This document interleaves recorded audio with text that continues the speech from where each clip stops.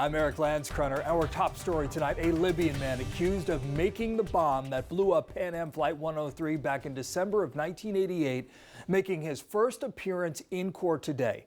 Abu Aguila Mohammed Massoud was charged by the U.S. 2 years ago for his involvement in the bombing that killed 270 people over Lockerbie, Scotland.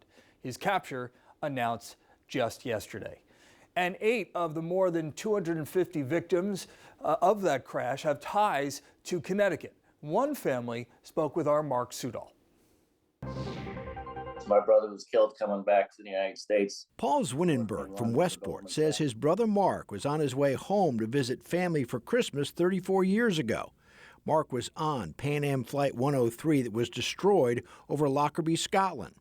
Paul was supposed to pick his 29-year-old brother up in New York.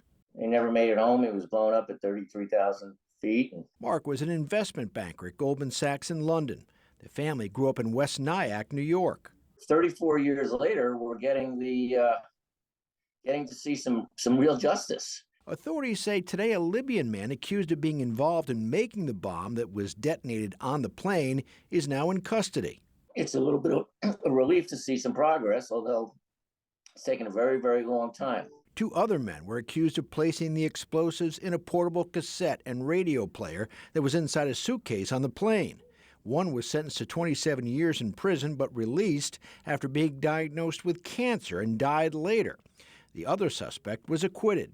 What was behind it has never really been put out in the public arena. Zwinenberg says the safety measures put in place after 9/11 may have prevented terrorist attacks, but we still need to be on guard.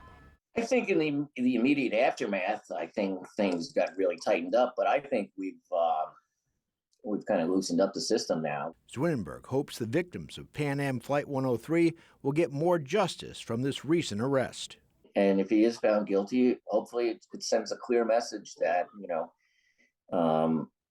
the pursuit of justice of terrorists is not protected by international borders, and we will hunt you down and bring you to justice. Mark Sudol, News 12, Connecticut.